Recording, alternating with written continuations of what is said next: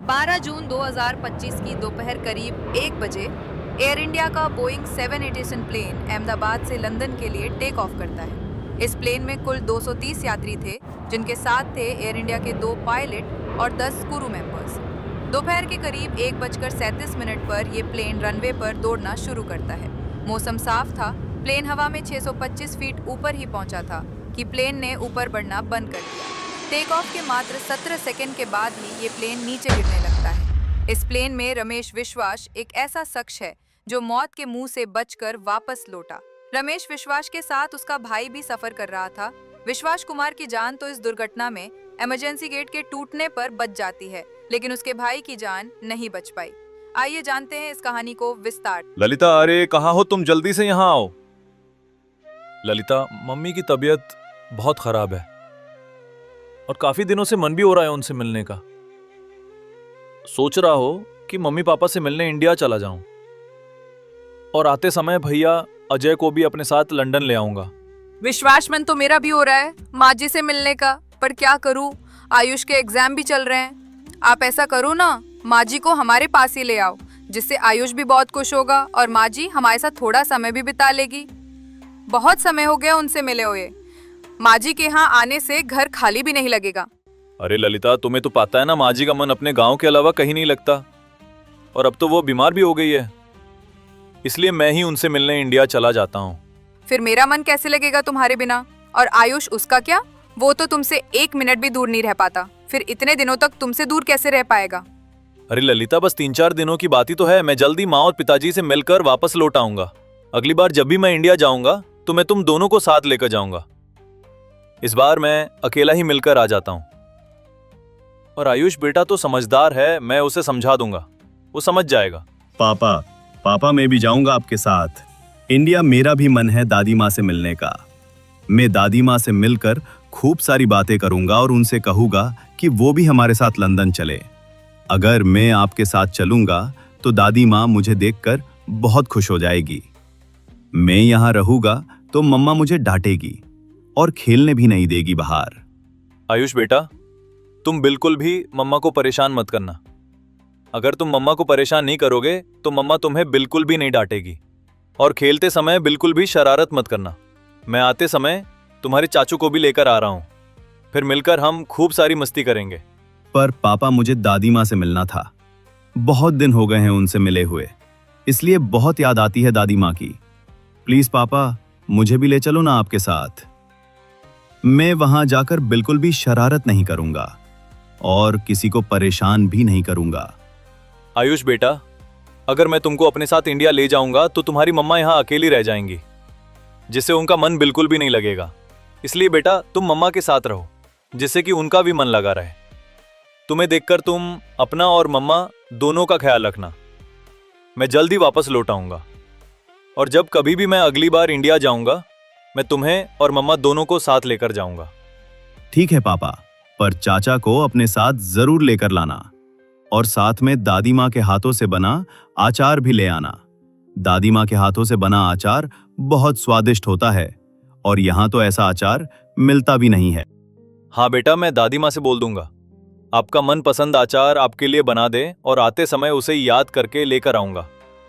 और तुम मुझे फोन करके याद दिलाते रहना, जिससे कि मुझे याद रहे। अच्छा ललिता, तुम मेरा बैग तैयार कर दो, मैं कल ही इंडिया के लिए निकल जाऊंगा।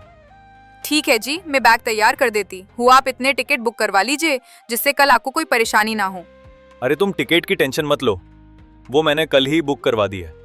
फिर ललिता विश्वास कुमार का बैग तैयार करने चली जाती है। ललिता, लाओ, मेरा बैग तैयार है ना?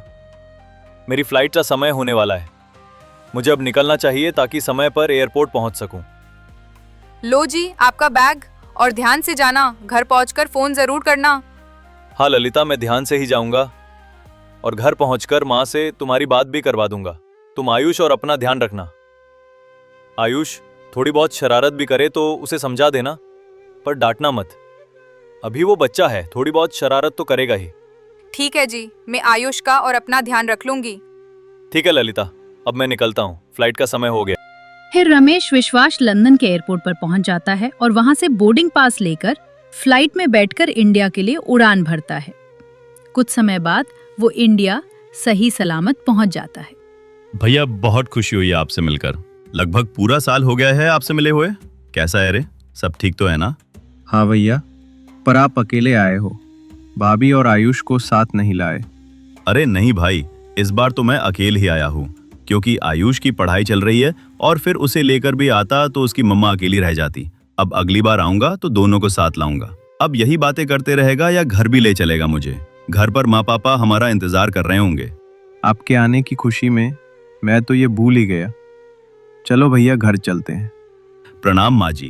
अब कैसी तबीयत है आपकी? प्रणाम बेटा, अब तो मैं ठीक हूँ। कैसा है रे तू? तुझे देखने के लिए तो मेरी आंखें ही तरस गई थी। अरे, बहू और आयुष को नहीं लाया अपने साथ? नहीं मम्मा, मैं अकेला ही आया हूँ और आयुष के स्कूल चल रहे हैं। थोड़े दिनों में उसके पेपर भी होने वाले हैं और ललिता तो बोल रही थी कि माँ जी को अपने साथ लंदन ले आना, जिससे आयुष भी खुश हो जाएगा। पर आयुष ने मुझे बोला है कि मैं यहाँ से आपके हाथों से बना अचार लेकर आऊं। आयुष, बेटे के लिए मैं ढेर सारा अचार बना कर दूंगी। बहुत याद आती है उसकी। कितना बड़ा हो गया रे वो, बहुत दिन हुए उसे देखे हुए। अरे भाग्यवान, इससे बातें ही करती रहोगी या इसे आराम भी करने दोगी? कितनी दूर से मेरा बेटा आया है और तुमने उनको पानी तक भी नहीं पूछा। गर्मी में थक गया होगा। नहीं जी, बेटे के आने की खुशी में सब कुछ भूल गई। चलो बेटा, हाथ मुंह धोकर आराम कर लो। मैं तुम्हारे लिए चाय बना कर लाती हूँ। अरे भैया, आप आराम बाद में करना, पहले ये तो बता दो आप मेरे लिए लंदन से क्या लाए हो। अरे बहना, मैं तो तुम्हारे लिए गिफ्ट लाना ही भूल गया। आपसे मिलने की खुशी में मैं तो कुछ खरीद ही नहीं पाया। क्या भैया, आप मेरे लिए गिफ्ट लाना कैसे भूल सकते हो? मैंने आपको बोला था ना कि आप जब भी घर आओ मेरे लिए अच्छा सा गिफ्ट ले आना, और आप भूल गए। जाओ, मैं आपसे बात नहीं करूंगी। अरे बहना, नाराज क्यों हो रही हो? ये लो तुम्हारा गिफ्ट, नया फोन। क्या भाई, सच में आप मेरे लिए लेकर आए हो? थैंक यू भाई। हाँ बहना, ये मैं तुम्हारे लिए ही लेकर आया हूँ। बताओ कैसा लगा आपको मेरा गिफ्ट? बहुत अच्छा लगा भैया, ये गिफ्ट मैं कभी नहीं भूल सकती हूँ। ये तो गलत बात है भैया। आप दीदी के लिए नया फोन लेकर आए हो और मेरे लिए कुछ भी नहीं। अरे छोटे, तू नाराज क्यों हो रहा है? मैं तुम्हारे लिए भी लेकर आया हूँ। कैसा लगा मेरा सरप्राइज? अब की बार में तुम दोनों के लिए सेम गिफ्ट लेकर आया हूँ।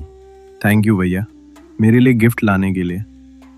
अब मैं भी नया फोन चलाऊंगा। माँ और पिताजी, आप नहीं पूछोगे मुझसे कि हमारे लिए क्या गिफ्ट लेकर आए हो?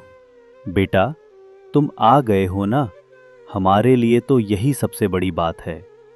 बस अब ज्यादा दिन रुक कर ही जाना, कभी जल्दी चले जाओ। हाँ पिताजी, मैं आपके लिए आया हूँ और ये लो आप दोनों के लिए कुछ कपड़े। देखकर बताओ कैसे लगे आपको ये। अरे बेटा, इन सब की क्या जरूरत थी इतनी गर्मी में? तुम्हें बहुत परेशानी हुई होगी। माँ, मैं आप दोनों के लिए बहुत प्यार से लेकर आया हूँ। देखो ना कैसे है। बेटा, ये तो बहुत अच्छे हैं। अब चलो, चलकर थोड़ा आराम कर लो। बहुत थक गए हो तुम इतना लंबा सफर करके। थोड़ी देर आराम करने के बाद विश्वास अपने दोस्तों के साथ गांव में घूमने चला जाता है और कुछ दिन ऐसे ही बीत जाते। हाँ ललिता, बोलो। आज पूरा हफ्ता हो गया है और तुम अभी तक नहीं आया। आयुष रोज पूछता है मुझसे कि मेरे पापा कब आएंगे। अब मैं उसको क्या जवाब दूं? ललिता, आयुष से बोलना कि मैं जल्द ही आ जाऊंगा। तो मैं की करूं? तुम्हें पता भी है जब से तुम गए हो तब से आयुष ना तो ठीक से खाना खाता है और ना ही ठीक से खेलता है। बस उदास हुए बैठा रहता है और कल से उसके तेज बुखार भी है। बार बार यही बोल रहा है कि पापा को बुला दो। क्या आयुष को बुखार है? तुमने मुझे पहले क्यों नहीं बताया? कैसे बताती? कितनी बार फोन किया, तुम्हारा फोन ही नहीं लगता है। अब जाके तुम्हारा फोन लग पाया है। वो क्या है, ललिता, गांव में नेटवर्क नहीं आते तो इसलिए फोन नहीं आ पाता तुम्हारा। पर अब तुम टेंशन ना लो, मैं कल ही अहमदाबाद से फ्लाइट पकड़कर तुम्हारे पास आ रहा हूँ। ठीक है, मैं तुम्हारा इंतजार करूंगी। बेटा, किसका फोन था और तुम इतने परेशान क्यों हो? क्या बात है, सब ठीक तो है ना? माँ, वो ललिता का फोन था। वो बोल रही है कि आयुष बीमार हो गया है। तुम कब आ रहे हो? क्या आयुष बेटा बीमार है? अच्छा, तो तुम ऐसा करो, कल ही लंदन चले जाओ और आयुष बेटे को अच्छे डॉक्टर के पास दिखाना। बहू भी वहां अकेली है। रमेश विश्वास लंदन के लिए टिकट बुक करवाता है। अगले दिन दोनों भाई घर वालों से मिलकर फ्लाइट में बैठने के लिए इंडिया के एयरपोर्ट पर पहुंच जाते हैं और अपना बोर्डिंग पास लेकर एयरप्लेन में बैठ जाते हैं। कुछ समय बाद प्लेन अहमदाबाद से लंदन के लिए टेक ऑफ करता है, लेकिन कुछ समय बाद प्लेन नीचे गिरने लगता है और बीजे मेडिकल कॉलेज के पास एक हॉस्टल की इमारत से जा टकराता है, जिसमें 241 लोगों की जान चली जाती है। इस प्लेन में कुल 242 लोग बैठे थे, जिसमें से केवल एक व्यक्ति रमेश विश्वास की जान बच पाती है। रमेश विश्वास 11 AM सीट पर बैठा हुआ था, जो इमरजेंसी गेट के पास थी। प्लेन क्रैश के दौरान गेट टूट जाने से रमेश विश्वास की जान बच जाती है, लेकिन रमेश विश्वास का भाई अजय भी इस हादसे में मारा जाता है। दोस्तों, ये कहानी एक सत्य घटना पर आधारित है, जिसमें 241 लोगों के अलावा जिस इमारत में प्लेन क्रैश हुआ वहां भी कई लोगों की जान चली जाती है। आपको ये कहानी कैसी लगी, कमेंट में ज़रूर बताना। वीडियो को लाइक शेयर ज़रूर करना और चैनल को सब्सक्राइब करना ना भूलें। मिलते हैं एक और नई कहानी के साथ अगले वीडियो में।